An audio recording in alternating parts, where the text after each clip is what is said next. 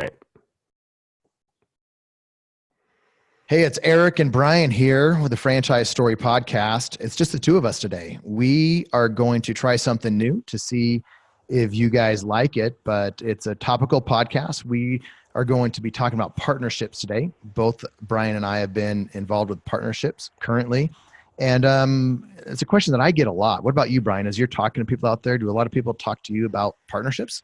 Yeah, absolutely. I mean, it's a way a lot of people get into an opportunity, and it's a good idea from a share of responsibilities. Partnerships are always right there at the top of the questions people have going into something new.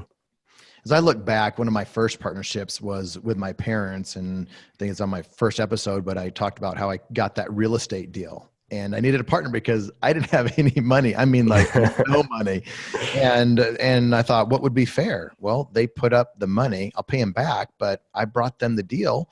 And so we'll split the profits. And that's exactly what happened. So as I look back, that was my first real partnership with a partner in my parents who said they would never partner with me with anything. But if you bring enough value, that's the key that I've seen. And now I got a lot of people coming to me with the value and they're saying, please partner with me. What's been your experience or journey with partnerships? You know, my start with partnerships was actually really, really rocky. And up until recently, my joke or comment really regarding partnerships was always, you know, the only ship that's guaranteed to sink is a partnership. You know, and I today, though, I think I have a completely different perspective of that. I think once you identify what it's like to be in a good partnership, completely changes your perspective. So my first partnership was when I was early on in franchising. I think I just finished up like my third year, and I was just really aggressive, wanting to expand. Just didn't have access to the capital. So I took on a partner, a 50-50 partner, actually 49-51. I was the 49, if you know how that goes. Took on a partner. We went from, at the time, 3 Liberty Tax Service locations, and over like a 2-year period of time expanded up to 10. It was kind of it was an uneven partnership. I was ended up doing, you know, the majority of the work, putting in all the time, making lots of sacrifices. And was that kind of outlined from the beginning? You know, I made one of the biggest mistakes anybody can make in partnership, and not having the way that the structure of who's going to do the work and how the money is going to be allocated, written down. It's kind of a handshake deal. Big mistake. I think it was, it's pretty early in business, young, a little on the naive side. Definitely wouldn't handle that way now. As I look back and going into, I mean, I'm dealing with partnerships every week now, and forming partnerships and selling businesses with partnerships. So, you know, it's setting it up correctly from the first time. And I think the one that we did that the right way was with the Solo Salon franchise. And there was 3 of us partners originally, and we spent a lot of time and a lot of money and a lot of time in conversation about early on, everybody, it's a level playing field. Everybody is looking at things objectively because there's no emotion tied up in any of it early on in the partnership. And so we talked to some of the bigger franchisees in the Sola system that had partnerships. And then we found out an attorney that had put together one of the complicated partnerships with them. We hired that attorney because he knew the Sola business and knew how it worked. And then obviously he dealt with the partnership agreement with it, and it was very similar to ours. And so we gave that attorney a lot of money. And what's interesting, if you've ever done with a partnership and paid, $400, $500 an hour to an attorney, their job is to come back and tell you, yeah, it all looks great, but what if this happens? But what if that happens? And so the agreement starts to expand. But I've taken that agreement and have modified that in future partnerships. But I think the point of that is outline everything that could possibly go wrong from the very beginning, and have those uncomfortable conversations. Now, I'm comfortable in those types of conversations, but have those uncomfortable conversations, because everybody's looking objectively in the beginning.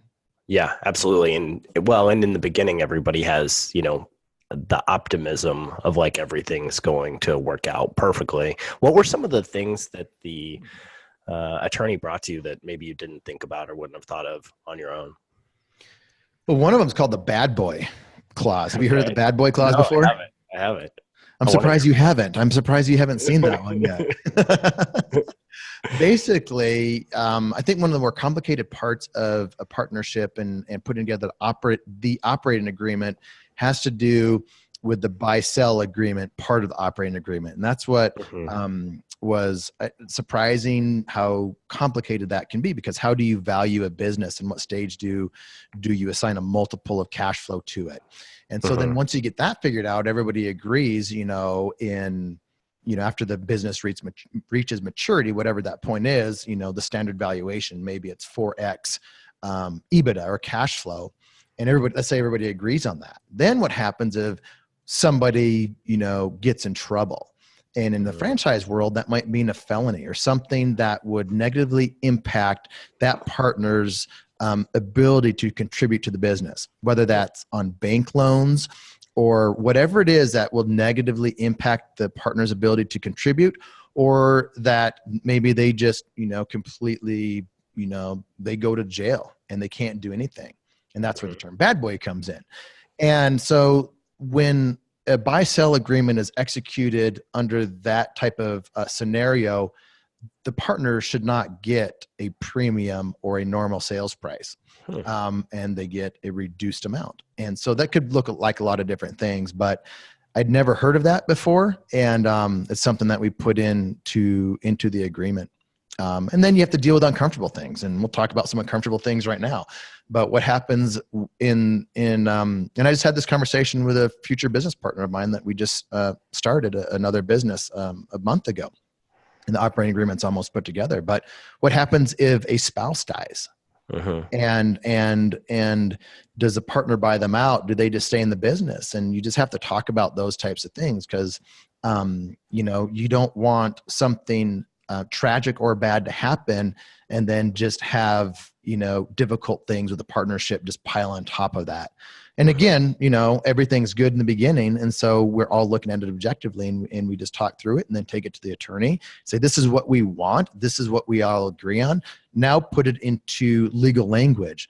And when I think of legal language, I don't think of something that is legalese, but is there something in the way that we said this, or is our intention going to be communicated the right way? And that's a lot of it. Is this your intention? Well, no, it's not our intention, but the attorney will say, well, that's the way it's worded, so you need to word it this way. So those are some of the things. Yeah. So it sounds to me like that attorneys have played a really key role in helping you get these partnership agreements set up for success from the beginning. 100%. Thoughts? I would, let me answer that question while I weave in a completely different partnership. There's 4 of us that are in this other partnership, and we took my agreement that I was just talking about, and I sent it to them, and they're like, "Hey, Erik, it looks good. Why don't, instead of three of us hiring other attorneys to review it and tell us what, we should be looking out for," because that's what attorneys do. And there was nothing, it's something that 4 partners agreed on many times over. So one of the partners suggested, hey, we have someone that is kind of an HR person, and they're good at facilitating conversation. And so she brought this HR person onto our call, and she facilitated conversation around this operating agreement, and we just went through it one step at a time. And so that was less expensive than an attorney and very collaborative. And that way, I didn't want to lead the call because it was my document, and no one else kind of wanted to lead the call. So she facilitated the call, and throughout that time, one of the partners said, hey, I was ready to be kind of the face of the business, and through circumstances, I'm not able to be the face of the business anymore. And this is where it goes in that you just have to be very upfront and direct in a partnership. Otherwise, things start to fester. And so I said, well, here we are. There's 4 of us. None of us want to do any work. You're going to be the worker bee. And she was going to be great at it. And it wasn't her role to be the worker bee, but she was going to be the face of the organization. She was going to be compensated accordingly. And so taking a step back, I said, well, this isn't the case anymore.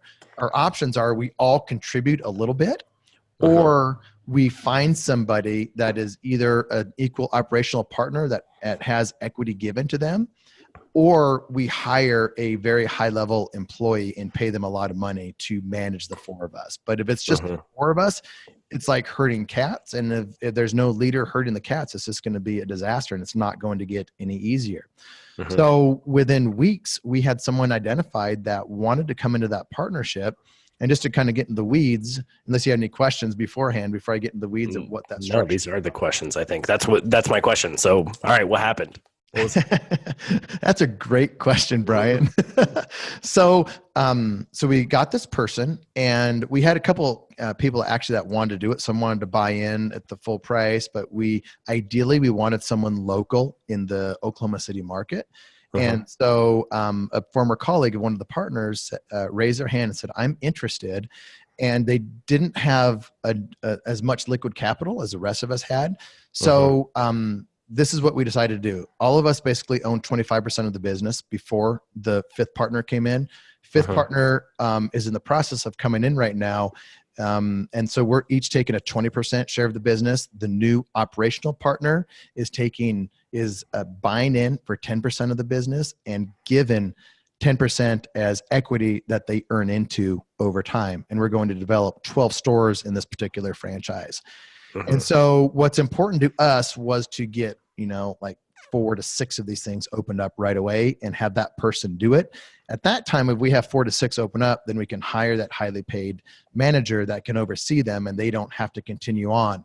So going back to having the best interest of everybody in mind, one of the comments that I made to the group is like, well, yeah, we would love that person to have to earn in equity on store number 6 through 12, but they may not want to at that point. They may be making enough money from the first ones where they're saying, I don't want to do this anymore. I want to be an equal partner, and I wanted to give them an opportunity to do that. So we have something in the agreement, basically at store 6, I think it is. If you've gotten the first 6 opened up and we're on track, you can, at that point, at any point in the future, choose to buy in as a full partner, meaning you don't have to earn in anymore. You don't have to have the responsibility of that, or you can continue to earn in. And so, and all of the partners were very much in agreement with that. I happened to bring it up, but everybody loved it. And in my mind, that is a sign of a good partnership when the partners are selfless. They're just not looking out for their own best interests or the bottom dollar that they can get. They're really looking out for everyone else as well. Yeah, that for me, that's one of the key components that I've discovered in partnerships is that at some level you do have to be self-interested, but also very selfless, and you have to be willing to give more. If everybody's giving more than what they perceive as their share, it's great. But as soon as you get someone that is, I guess, taking more than they gave, then I think that animosity kind of tends to build in that. What's your thought on that? 100%. And, there's the solo partnership. Early on, I didn't have as much going on as some of the other partners did. They had a lot going on in their business. And I remember, working 40 hours a week early on in that business, setting up all the task management systems, a lot of the marketing stuff, answering phone calls. I did the lion's share of the work, but I had the bandwidth to do it. And then, lately in that business, I've pulled way back. Like I don't, I'm on for a while I've been on about a 2-hour conference call once a week. And that's my contribution. There's been other partners that have stepped up at different times to have to really pull their weight. None of us were sitting around thinking, boy, this partner needs to step it up this year. This is their year to step it up. You just do what you have to do. And right now there's one partner that's putting in a ton of hours, and he's got other businesses are being put on hold while he does that. And from my standpoint, I'm appreciative of that. And, I did it early on. He's doing it now. And it's just kind of, you can't be looking at things like, they need to put in the exact same amount of time that I am. Yeah. So, I know a lot about, I guess, all the people involved in that. And one thing I know is you guys were friends before you were business partners. You consider that to be a benefit or a potential negative to a partnership? I think it's a benefit from, as I hear you ask that question, I think of why, because the more that you know that person, you know how they're going to be under stressful times, how they are in their friendships and that selfless piece of it. You know that because you're friends with them, and you get to, just kind of like in a marriage, with things, close quarters, and you get to know people even more in stressful situations. And I mean, most of the time it's not stressful at all, but there are times when decisions need to be made.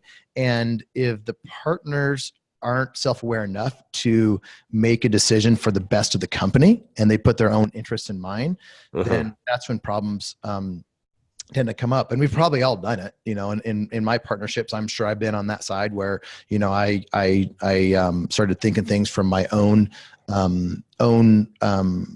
family's perspective or my perspective versus this is an entity on its own. If I was on the board of directors for this company, this is the decision that I would be making, I would be voting for. And that's how I look at it. If, take myself out of it, but if I was making a decision for the best of this company, what would that decision be today? Yeah. Is that a skill that you've developed over time, or is it something that you find to be natural for you? It's just like everything. I think I've learned it from partners. And, I've seen as we, and everything's kind of learned from not necessarily mistakes, but just things that come up. And as things have come up and I've realized I've had to make decisions, I learned from my business partners. And we talk about it, like, why did we make this decision? Or we have a decision that we need to make. And you know what? We need to make a decision for what's best for the company today. And it just kind of evolved over time. Me having that just become a part of my identity, part of who I am, and part of what I talk about whenever I have new partners. I'm getting into partnerships with other people. I was actually talking to a guy today, and we're partners in a business, and he's like, "Hey, Eric, I know that you bought this other franchise.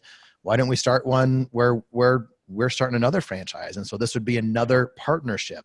And I was very honest with him, and I said, "John, I would love to. I'm all in. I believe in the franchise. I appreciate how we've worked together for the last, X amount of time as a partner. But I'm not sure I'm going to be able to give you enough time." And so just being very upfront with that type of thing. But I think things like that, Brian, like it's a cool compliment to get from somebody that is a partner of you that would want to do it again. And I've been in multiple partnerships with friends, and we've done it multiple times. And even this last guy, I met him he was a lead that came in, wanted to talk to me about buying a franchise. He was actually talking to me about a particular franchise. And I said, man, I would advise against that.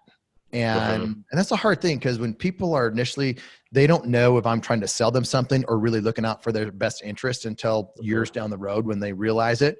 But, so I don't blame anybody for that. But, it's like, John, that's a disaster, man. Don't do that. And he came back like a year later. He's like, Eric, that was a disaster. Now I'm ready to work with you and find something. And so he's a business partner now. That was a random guy that was an initial phone call, like many people I deal with on a day-to-day basis that are looking to buy franchises. Yeah. A good franchise or good partnership is such an interesting thing. So, us being co-hosts on this podcast is, at some level, it is a partnership. We're partners on the podcast. And, some of you may notice that I was MIA for like three episodes, which really sucked. But like, I had a lot of stuff going on, when those were recorded, but Eric didn't even think twice. We both have the same goal. We want to provide this awesome podcast out to people and share franchisees and franchisor stories. And we didn't want to miss any weeks. We wanted to make sure that we put another episode out, and you just got it done. And I think that that's a key component of partnerships is that, you are selfless and just pick it up and carry the ball when it's your turn to carry the ball. So. Yeah. And you have to be, and you're grateful for the other partner when they're doing that. Like early on, you're the one that, you got the website, you did so many different things. And so when it came time for me to do that, I didn't even think twice about it because I was just grateful for everything that you've done. And so we just don't measure, right? We're grateful for when the other partner picks something up and does something, but there's never a measurement. Now, if people are listening to this and they're like, Eric, but you don't understand, I'm getting totally taken advantage of, I'm not talking about that because I don't have experience necessarily in that piece of it. But I just want to clarify, Brian, this podcast partnership is like, the nonprofit partnership. We got money going out, but we don't have any money coming in. Nonprofit every week costs us money to have the podcast. So hobby. Partnership hobbies. Is there such a thing? Hobby. It's the best thing. There has to be. Well, I guess, you look back and we didn't have to have an operating agreement to split up how much money we're going to make. That should be your identifier. No operating agreement necessary for the podcast. Yes. Yeah. Oh, that's good. Yeah. We just got done recording episode with Peter Hansen, who's my partner in the digital marketing company that we have. And man, he is an awesome partner. And like, he just truly opened my eyes to like, okay, I get this partnership stuff. I see why people get excited.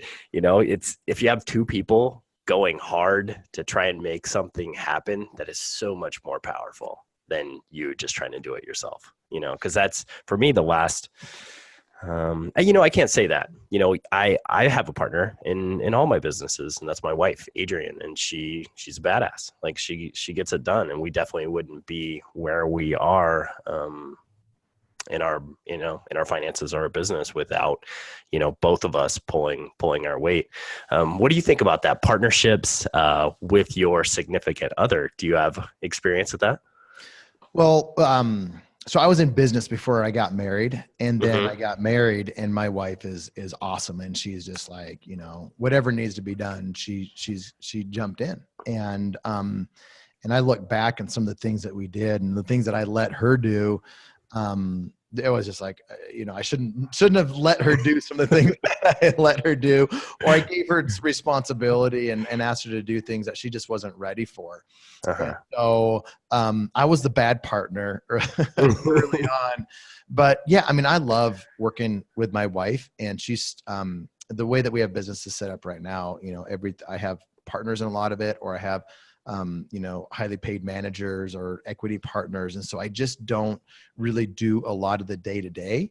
And so we worked well together when we worked together, but we don't really work together anymore in these businesses because there's just not a whole lot of work to do because I've empowered so many people. Now, it doesn't always mean it's the right thing to do to empower people so much, because sometimes that comes back to bite you, but that's what we've chosen to do. Yeah, I like that. I want to go to the school, Erik Van Horn school of, empowering other people so that you can spend your summers out on the wakeboard boat. You need to come out and do that. But I was thinking too, there's a partnership I just said no to a few weeks ago. So I've said no to a couple of them. And that's part of my goals for things that I'm tracking, is how many times I say no, because it seems like I say yes to a lot of things. So I bought 29 territories in 2018 for different franchise companies, which is more than I've ever done. So that's not normal for me, which means this year's not going to be normal for me. It's going to be a lot of work, but I'm ready for it. But so I bought this franchise with one business partner in Denver, and we are going to open up 6 stores over the next few years. And then I had somebody else that was wanting to open up the same brand in Denver, and we have some really good territories, and there's other ones left. But he said, Eric, why don't we just join forces and own that entire market? There'd be 4 of us, and we could develop it faster, and this, that, and the other. And all I just kept thinking are some of the lessons that I learned in the Sola partnership. Is if there's not one partner that is going to drive this drive the ship, then it's going to be frustrating. And at the end of the day, think about it this way. If there's two of us and we're 50-50, 50% of a business is still a lot, especially if you're making good money and you're growing, and it's challenging. That's good. But if you only own 20 or 25% of a business and you're all kind of equally doing the same thing, it gets really frustrating for me because my time is better spent on something that I'm going to get 50 to 75 to 100% of return on. And if you're at 20% return on your time, then it just is not that exciting. So that starts to demotivate me. Today, I'll be active and in that partnership because it's the right thing to do. But when I look at return on time, it's not the best use of my time. So I said no to that last one. That's really interesting. And it's really because I learned a lesson. I learned it from the solo partnership, and all of us. There's 4 of us partners, and we would all say the same thing, and we talk about it. And that's part of the reason we are not getting into other partnerships that are 25%, everybody kind of doing the same thing. And I've learned something from Ryan, one of our buddies, and he's my partnership in my partnership at Sola. We've been partners in other businesses before, and he started to hire people and give them 5% equity as a manager. So a good manager giving them 5% equity, and typically they, after a year of being open, that 5% starts to become active. So Make it a good wage. Yeah. So I'm starting to do stuff like that, but it's fantastic because I got somebody that I respect a ton doing that ahead of me. So he's going through the learning process, so I don't have to. And I was thinking about the other day too, I'm doing stuff for him on different businesses that I'm ahead of him, and I'm giving him stuff that he doesn't have to go through the learning curve. And that's what we do as partners, as friends and fellow franchisees. We just shorten the learning curve for everybody. Yeah. One of the things that I was talking with Peter about this week is, that saying that you're the average of the 5 people that you spend the most time with. And I think looking at, just if you just want to look at my friend group or whatever you want to call it of fellow franchisees, that average is high, and it's only getting higher.